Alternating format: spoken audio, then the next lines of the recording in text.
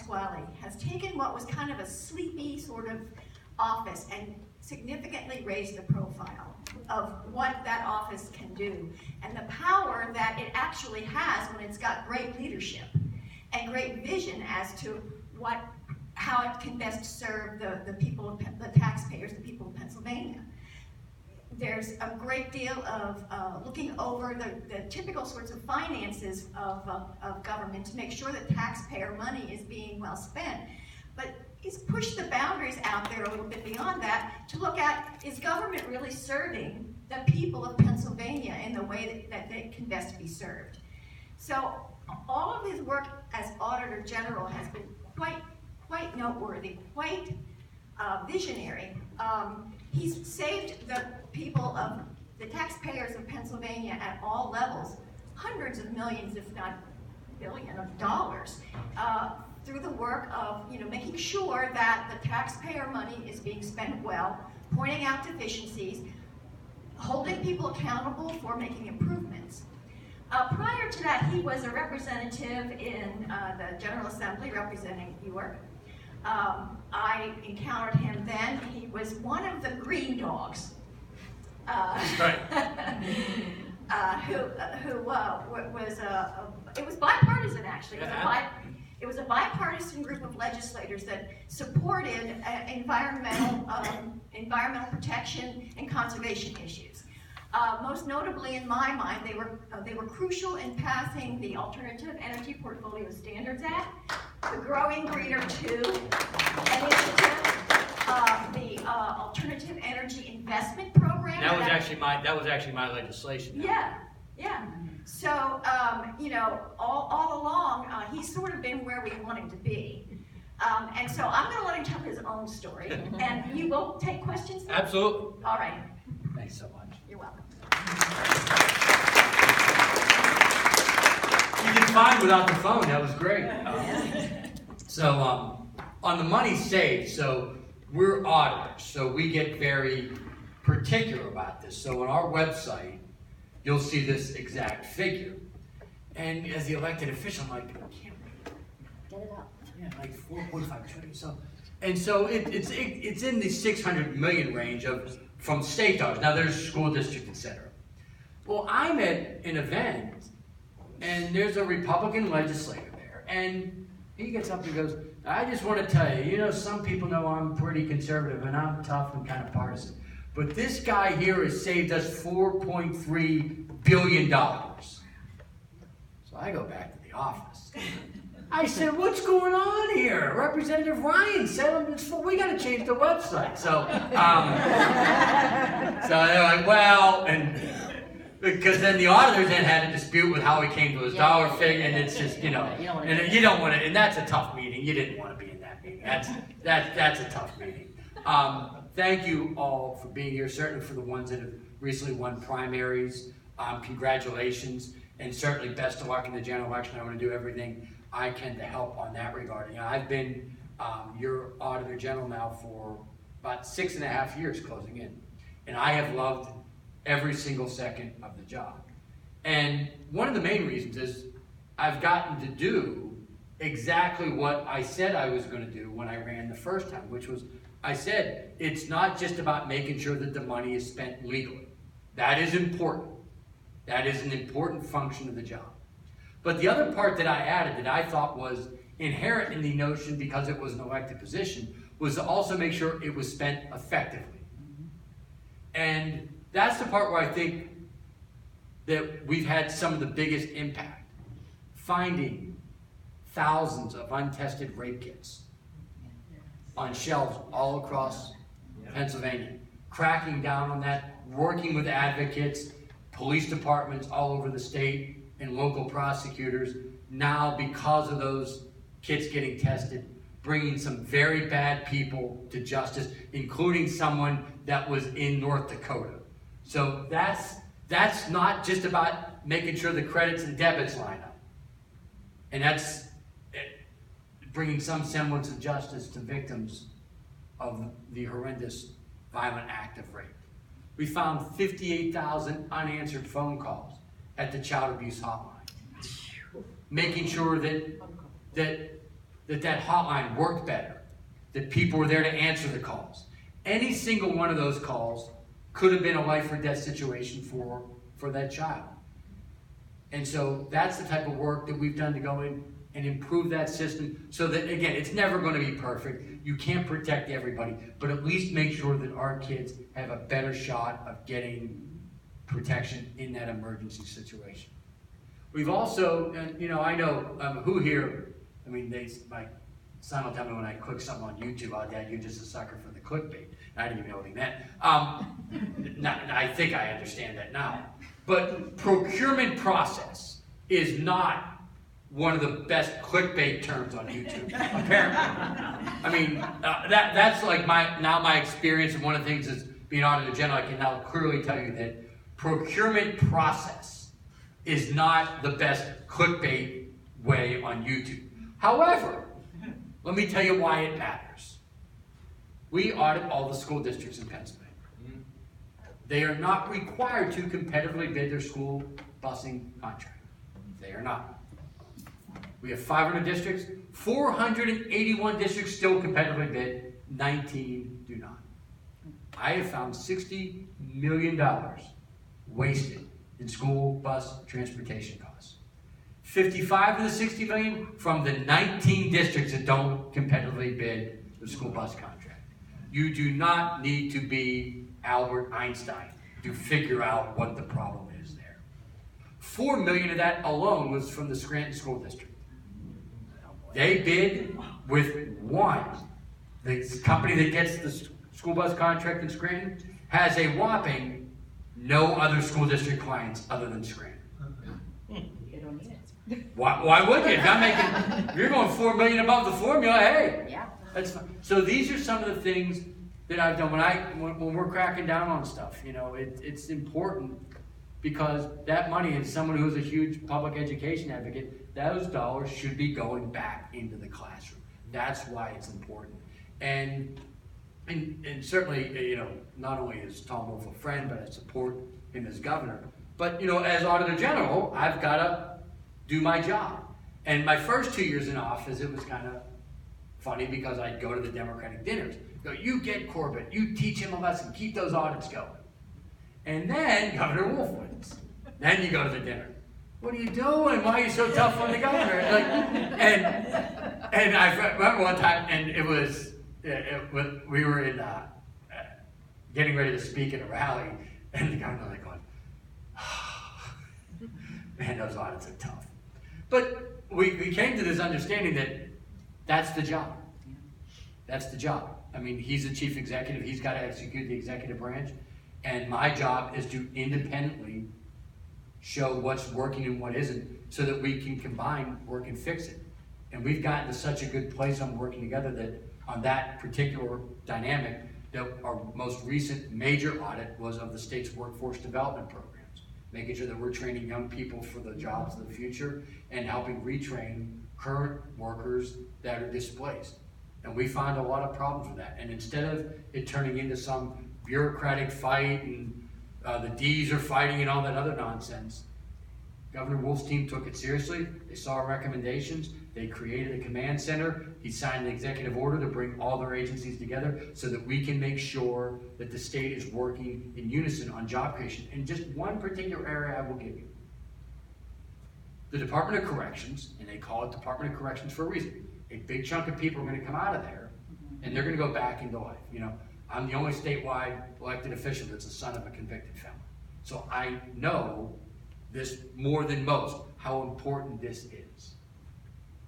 They train a lot of people to be barbers in the correctional system, okay?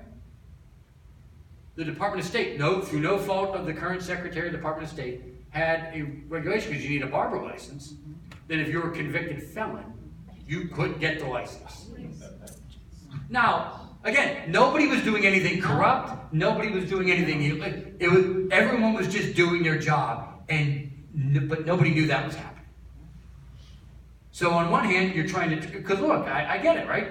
So a lot of jobs where convicted felons you can't be teachers. You can't, in most instances, can't be a lawyer, etc. So barber, it's an honest way to make a living, other than they can't get the license. So now we're working in unison to try to fix that. Again, that's just one small example of what happens when we do an audit and then the governor takes it seriously as opposed to just using it as something to dismiss so that they can try to score some political points. I've been honored to do this work for the past 6+ years. I know there are some rumors flying about what I may do next. Now, I want to put one of them completely to bed. Completely to bed. There is zero truth to the rumor that the Phillies wanted to sign me for 5 years and $50 million. Now I tell you, it was tempting. If it was the Pirates, it'd be. I would have given them probably a little bit of a discount, but because they don't have the same revenue. But the argument that I was making was that their whole relief staff is throwing mid to high 90s, and I'm throwing around 72, 73. I thought it would have been a good mix-up of, quality pitchers and get the major league hitters, off. But they didn't mind. So that one, I just want to let everyone know. You can scratch that one off the list. One thing I do want to stress, because a lot of us are certainly focused on what happens this year in the municipal elections at the county level, and certainly I don't want to forget our statewide appellate judges, as we know with the redistricting maps, how important having fair judges can be. And obviously what's going to happen next year as well. One of the things that I want all of us to keep in mind when it comes to certainly these elections, but particularly when I'm thinking about next year with our state and federal elections, is what's on the ballot and what's at stake. Two things in particular. One, the horrific laws that are getting passed in, say, Georgia and Alabama. Now lets us know that this is now, like, it used to be sort of this unwritten, one side's going to say this, the other side's going to say that, but nothing's actually going to happen. If you are a woman in those two states, particularly a poor woman, it is now open season. And we now know that that is now something that we have to be cognizant of. The rights of women to control their own bodies. Second issue. My brother had muscular dystrophy. We could not get health insurance for him as a kid. He was ended up being a sophomore at Pitt, was the equipment manager at the Pitt men's basketball team, and was at a women's game, went into cardiac arrest, and passed away. Now, it was in '98, and he's in a better place. The point of this is as imperfect as the ACA is, and by the people that are trying to make it was, as imperfect as it is, it at least gave millions of families that have children or adults with some type of pre-existing condition the assuredness that they can go out and buy health insurance. And that is now under real threat.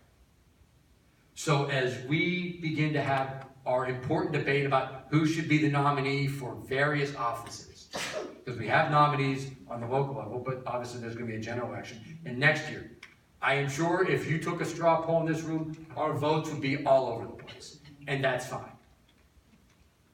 But once the nominees are selected, one of the lessons from 2016 is that we have to unite. Not for our own individual good, although perhaps even that is Americans, but for our fellow Americans, that the 30 million families that would lose health insurance if the ACA is overturned. These are people, we may never know them. Some of them may not even vote. Because if they're kids, we have to go out and fight for them. Whether it's issues like climate change, which we now, how many more tornado warnings are we going to? We had more tornado warnings in May than you could have had a whole summer going back when we were growing up. We've got very real issues that we need to deal with when it comes to making sure the economy's working for everybody, making sure that we're holding on costs of healthcare and giving more access to people. Certainly now we clearly know that rights of women are now going to be on the ballot. These are issues that are going to play out over the next year and a half. And all of us, the collective we, have to work together because This, I believe, will be the most important election since the 1932 Roosevelt victory. That's how important I think this election is going to be, and we all have to do our part to try to make sure that we get America back on track. So thank you for having me, and if okay, I'll answer as many questions that people have. So so fire away, Diane. Well, first of all, I'd like to thank you for your endorsement of my candidacy, and also. And I didn't cause the bleeding, did I? What? I didn't cause any of the bleeding, did I? And also, I didn't know that, I haven't said that, but I appreciated your leadership when I was an auditor under your department. It was a good thing. What I've noticed with your audits, which I didn't notice before because I've been there for 7.5 years, but I think only 2 years under you. Yeah. Was that, or maybe it was 3 years, anyway, it doesn't matter. But what I noticed in your reports, which I think is wonderful, is not only do you find the problems, but you offer solutions. Yeah. And I think that's very important because as the saying goes, if you're not part of the problem, you're not part of the solution, you're part of the problem. So I think it's admirable that you've taken that approach. And I love the fact that you've gotten into these other areas that we had not defined as to where we were allowed to audit. I think that's great that you were able to do that. Well, thanks, Al. You know, when I ran, one of the commitments I made was that it wasn't just going to be about finding problems, but also trying to put together solutions that can work. And so I appreciate that you've noticed that. That's been one of my stronger commitments. Thank you. And one of the things that, you know, certainly if you're successful, which I know you will be, Dauphin County, the role of protecting children and the children, you know, our State of the Child report, that's something, you know, when you get a chance, if you haven't read it, please read that, because that can, you know, really provide some good guidance on how to make sure that the children of Dauphin County, as well as the other counties, get the protection they need. I just read recently, there's something with the game commission, they're not collecting the fees from the, is that, how hard is that gonna be to get the money in, get that straight now? So, we recently completed an audit of the Pennsylvania Game Commission, and long story short, they weren't holding the drillers accountable for the drilling that was taking place on state land. And so instead of raising, you know, what they're trying to do, which is raise fees on the hunters, again, whether you're a hunter or not, to me, why are you trying to raise the fees on the hunters if you're not even making sure that the drillers are paying what they're legally obligated to pay? Here's how easy it is to actually do this. The drillers submit the information to DEP.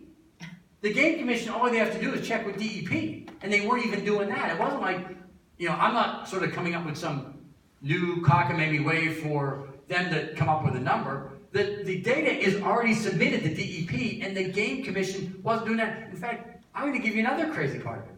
Some of the drilling companies have to call the Game Commission and say, hey, tell us what we got to pay, and then one of them wrote a check, and then the Game Commission never cashed a check, and the driller had to call up and say, hey, it's been 6 months, why didn't you cash the check yet? I mean, when the look, I know, the best way to say it, that's crazy. It's just crazy. I'm not usually speechless, but it's crazy. It's crazy. So that was, and they were also sitting on millions of dollars in a surplus. Millions of dollars in a surplus. Will that get fixed now? I mean, you do so many things to find things, but how many things get fixed? Yeah, it's a good question. We one of the things we've done in addition to putting the recommendations like Diane talked about is we do follow-up reports.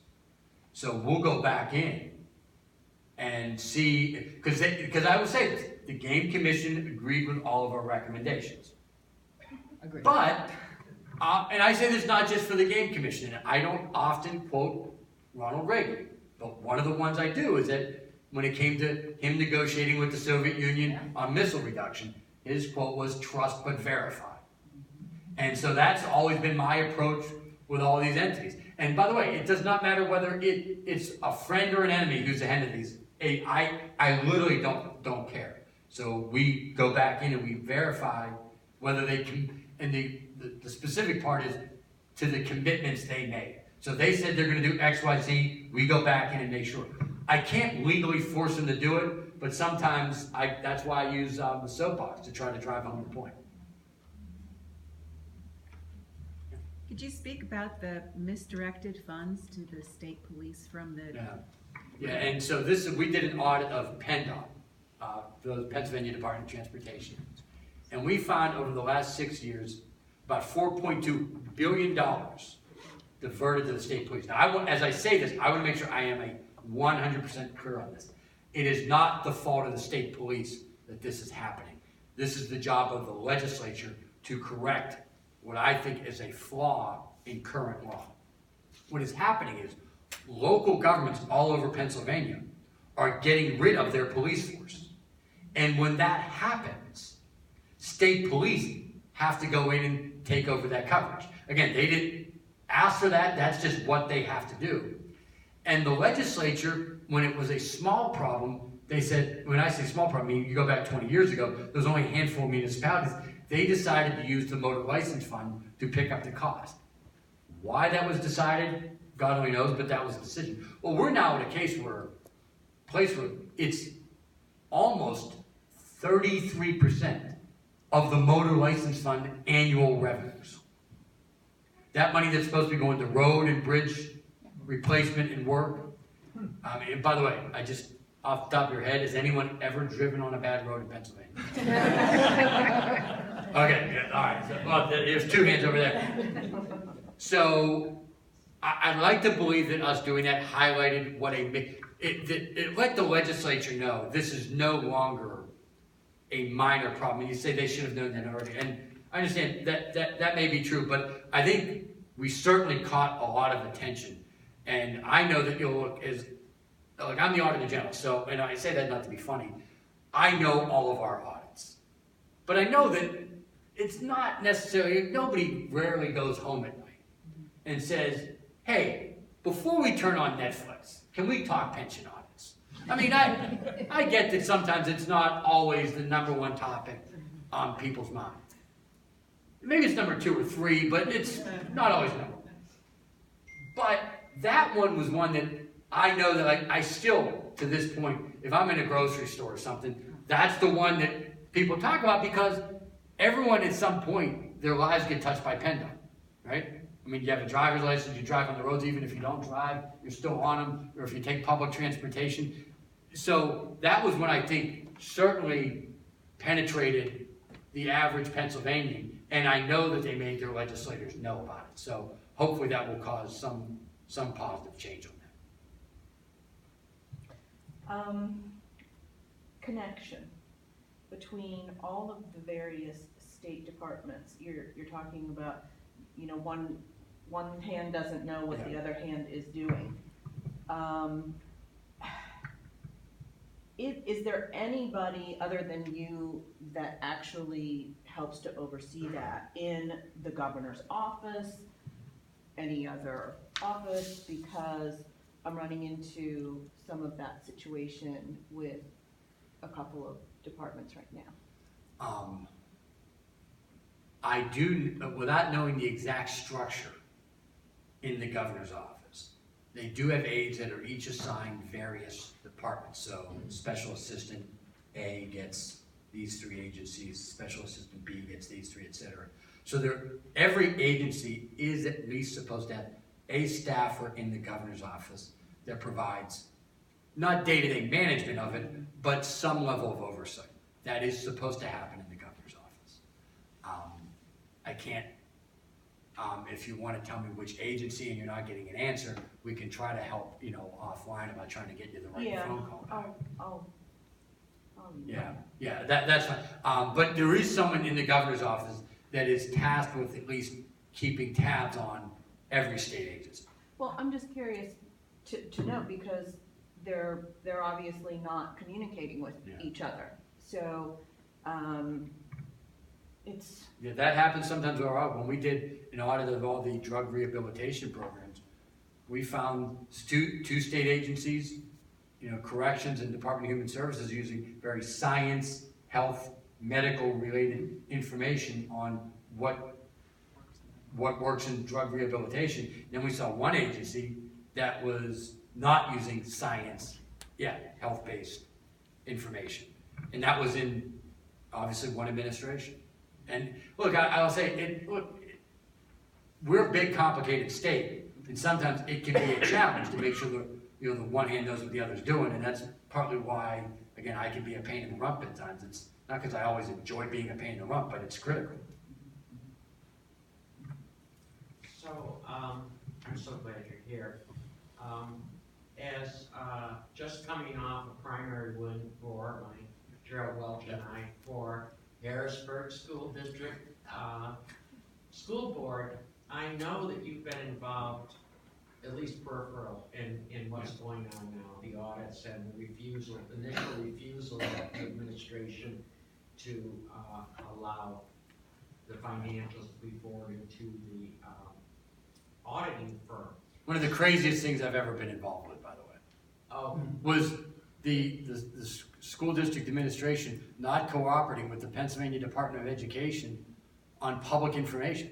right. I just, there's sometimes if you say, and I don't mean that everything in life is a sports analogy, but if you came to me just like, I believe the Raptors are gonna beat Golden State. Yeah, I think Golden State's gonna win, but like, we can have a disagreement about that. You had a school district not cooperating with the Department of Education over public information. I was like, banging my head against the desk. I got a lump. I appreciate your statement on that. Yeah.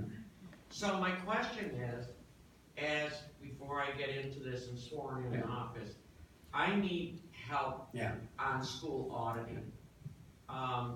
So, can I go on site and call up somebody? A couple things. Number one is, within the next 2 weeks, I'm gonna be making an announcement specifically, maybe 2.5, on Harrisburg specifically, on things we're gonna do to try to make sure that you have, not meaning you specific, but the new board coming in, and what'll be the board in January will have additional information to try to better do your job, okay? So that's A. B, on our website, we have tons of school audits. Yeah, I used to work at Beezer, so I was I mean, involved with it. I will be the first to tell you, not all of them read like a Stephen King novel. Some do. But there is a host of information on those. Third is we actually have a video on there dealing with because this is the technically boring side, but it's also reality. I can't give you pre-audit advice. So you say, what does that mean? Meaning, I can't tell you, if you do these 3 things, you're gonna get a good audit. I can't do that. But we did put a video together of generally good things that school districts should be doing. And we phrase it in such a way that's like going, I'm not telling you to do it, other than I'm telling you to do it.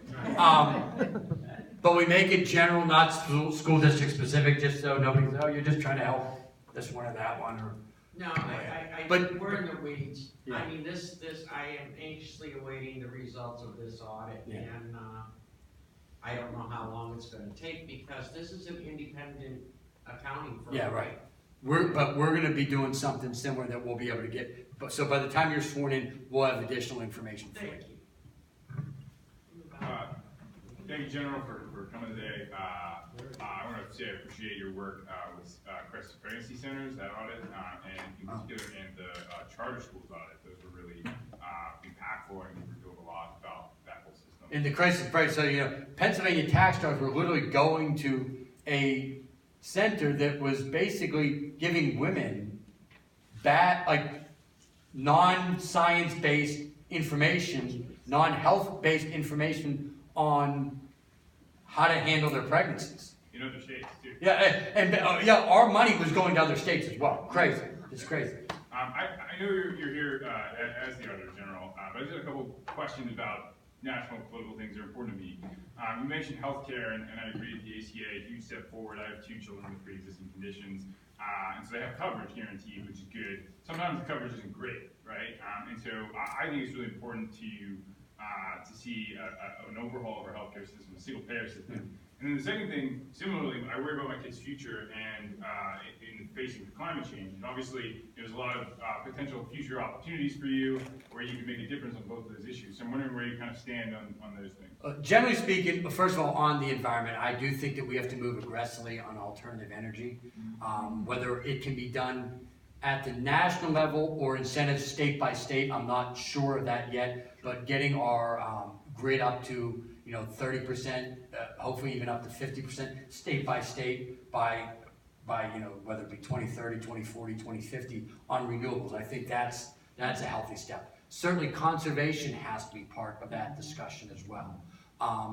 And we also have to be cognizant of, there's a lot of low-income folks that are going to be challenged if their energy bills go through the roof. So we've got to be cognizant of whatever transition we have to more alternative fuels. We have to do it in a way that making sure people can afford it, and at the same time trying to do it in a way that helps create more American jobs. I think the legislation that I passed in Harrisburg when I was a legislator was the Alternative Energy Investment Act. That eventually, now it started out, you can imagine we had a real scrap in the legislature. But when I ended up getting that passed, it passed with 180 votes in the Pennsylvania House.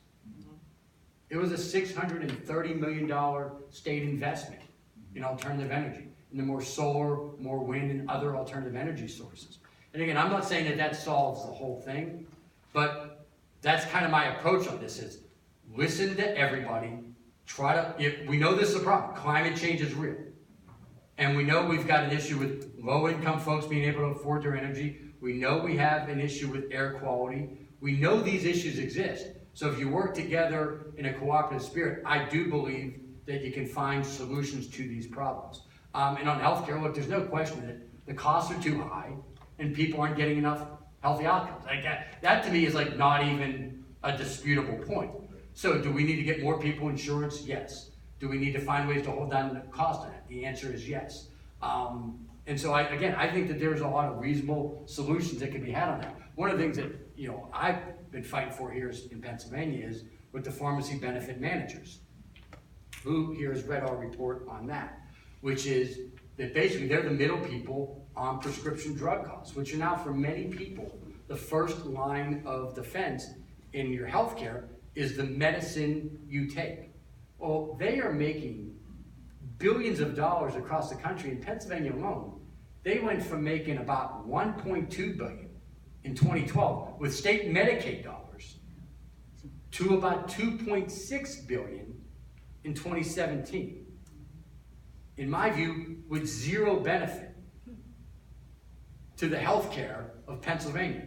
So finding ways to lower those costs of prescription drug costs by just getting rid of what is known as spread pricing, that's a way that can be helpful as well.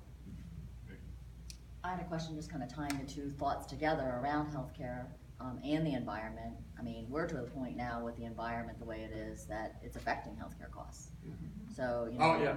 I mean, if you have just like infrastructure. Asthma in low-income areas is horrible. Exactly. And it's not an accident. I mean, it's even here in Camp Hill. Yeah. We have kids right across the street at Eisenhower Elementary. The I-81 corridor, yeah. the health quality is with not enforcing even the anti-idling of a lot of the trucks that are idling. I mean, our elementary school sits here right by the bypass, right? No surprise, you've probably got, 20 kids in every class over there with asthma, including my own daughter. As soon as she left that building and went to one deeper in the borough, asthma's not a problem all of a sudden. Isn't that interesting? So I just think it'd be very helpful if people just kind of like started tying the two together, because I really think it's to the point, and I just took a job at Highmark and they're very committed. I'm actually very surprised by their attitude. Their commitment is to improving people's health and not to like the dollars. It's not like I thought they would be like really greedy and focused on dollars. It's really focused on healthcare, and I'm sitting there thinking, when are they gonna start to get smart and say, this is an environmental problem, they need to dig deeper, because they spend so much money on people with cancer. That's like they spend so many efforts to help people with, these really bad like cancer conditions because they're so expensive, and they actually focus on those high risk patients and making sure they're getting the best care they can. And I'm just waiting for that. There is zero doubt in my mind that as a society we're getting things backwards on how to actually be healthier. I mean, I think about particularly with kids. They're not playing enough. Nope. They're not outside enough. They're playing. And again, I don't want to be like get off the lawn guy, but too many video games. Yeah.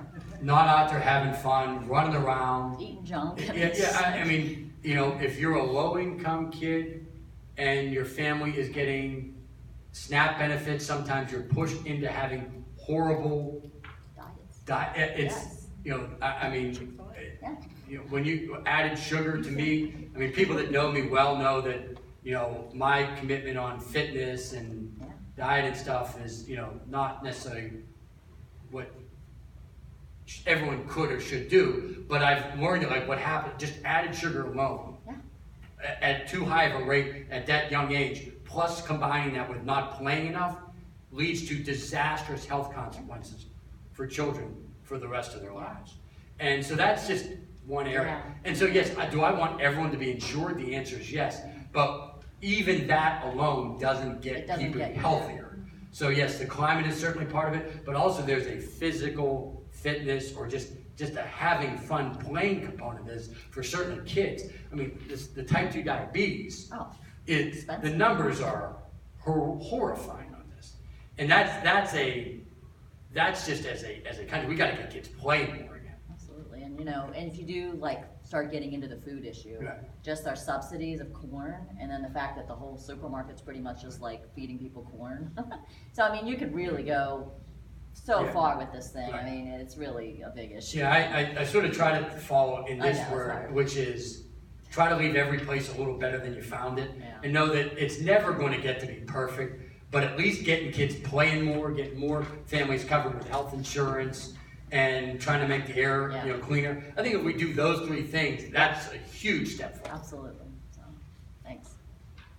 So tomorrow is the last day of school for my kindergartner, and Friday is the last day of school for my 13-year-old.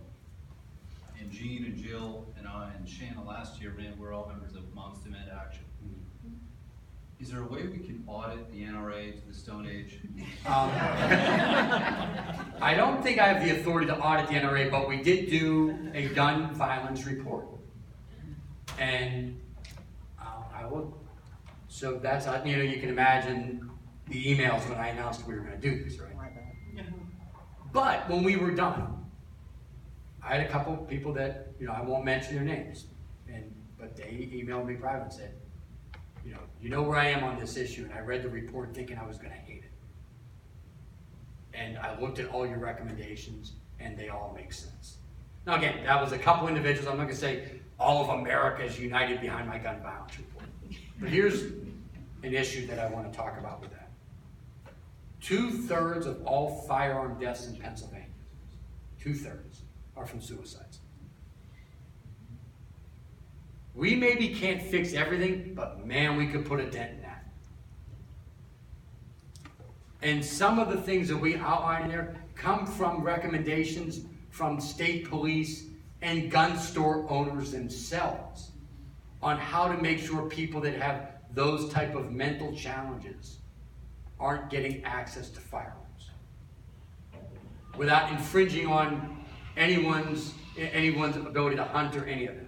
So that's one area, and again, we put through a series of recommendations on that. We're going around meeting with trauma units all over Pennsylvania. So for those that may say that, okay, well, why is this a taxpayer issue? You're the Auditor General Financial. Let me tell you, most of the people, not all, I would say not all, but a pretty big chunk of the people that are getting shot and going into these trauma units are either on Medicaid or not insured.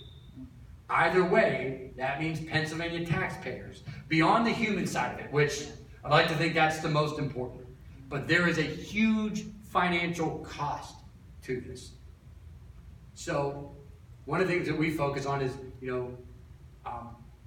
domestic violence. There is some movement on this. I mean, the legislature recently passed legislation in a bipartisan way to make it harder for domestic violence abusers to keep their firearms until they show that they are no longer a threat. Now, you could say it wasn't perfect legislation. That's the first instance of that in a very long time. So I think that I do think Moms Demand and a lot of other organizations, and I think just the shift in the public has made it so that there's a lot more legislators on both sides of the aisle willing to have a frank discussion about things that can be done to make our communities safer. So, and hopefully our report can help continue that dialogue. Okay, last two questions. Could you talk a little bit about dark money in politics? And I don't know whether it affects the auditors, you know. Yeah, there are very few super PACs that have been involved in Auditor General elections. The question was about dark money. But just in politics. No, I was, some of that, because when you run for auditor, it's like, oh, no. The issue with dark, I mean, first of all, the Supreme Court decision a couple terms ago now, the idea that these individuals can basically just start these super PACs, just spend unlimited money under the guise of it being a charity to influence election, I think has polluted our politics in a very bad way. And it's not, I mean, I would say it's certainly not accountable when I ran for Auditor General, people made a donation to me, you have to post it, you know who it is, I run an ad, you know I'm the one doing it, you have to say approved by. My opponents, same thing. Legislative races, same thing. This is so beyond accountability and the money is so large that it drowns out individual campaigns. Now, it's a Supreme Court decision, so the only solution to that would be either in the short run, which is not short, a constitutional amendment, or a new Supreme Court that decides that was incorrectly decided. Either one of those are going to take a long time to come. But I do think the last couple election cycles, and I say this both from, I would say, even President Trump's victory and the Democrats winning in 2018, neither one of those instances was the bigger money candidate the winner. And so my point is sometimes when the public rallies, all the money in the world maybe doesn't change that. It's rooms like this that can help buttress against that amount of money. But my actual position is I think the Supreme Court wrongly decided that. I don't believe that's what the framers had intended when it came to the First Amendment. I don't believe that. But they had more votes than my side of the argument, and so it is the law of the land until another Supreme Court comes in and changes that ruling. Last question. Yeah, this is maybe a little bit related, but it's very specific to Pennsylvania. I've been following with interest the whole March on Harrisburg gift ban. Okay. Is there anything that the auditor's office can do to shine a light on that? Yeah, we did audit and did a report on election officials all over Pennsylvania getting gifts from election company vendors who they were then hiring to do so they were the actual vendors in the county for their election equipment, paying for trips to Vegas, wine festivals, amusement parks, and we're going to continue to do that. But that's one area where we've shown a light on that. And to me, it's absolutely outrageous that a county election official would hire EE&S to be the county election official, and Luzerne County was one of them, up in the northeastern part of the state, then get a trip paid for by that company. Now, I will say this in full disclosure, I found no email that had any direct link, but it smells to high heavens. But that's a very specific case, Right. right? I mean, I'm talking, about what we're hearing through March on Harrisburg, which is all our legislators, right? Just being courted for one favor or another, and it's just this, kind of open secret, right? Where they even joke, Yeah, and at a minimum, the state threshold should be changed. Right now, you do not have to report a gift unless it's $250 or lodging at $600. At a minimum, first of all, I think most of that stuff needs to be gotten out of the system. But at a minimum, it should have to be reported of every gift and every lodging. At least make everything get reported.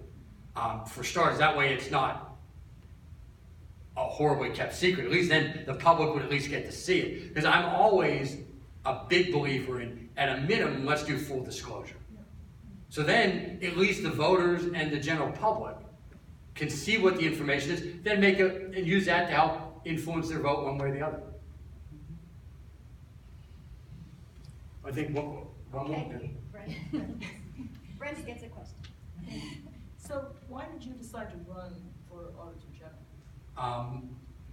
It was Governor Corbett's first budget address, and I'm sitting there in the legislature, and I didn't agree with what he was doing. And Mike Gerber, who was sitting next to me as the budget address was happening, and I, at that time, thought the decisions he was making was going to end up costing us more money. That they might have been saving money on day one, but would have cost us more money down the line. And as he was giving that address, I said to Mike Gerber, I said, somebody's got to do something about this. And so I got in my car and started driving all over the state, telling people what I would do as Auditor General along those lines. And I had always assumed somebody with a lot of money would get into the race and just run with my idea. And it turned out that never happened. I ended up getting elected Auditor General.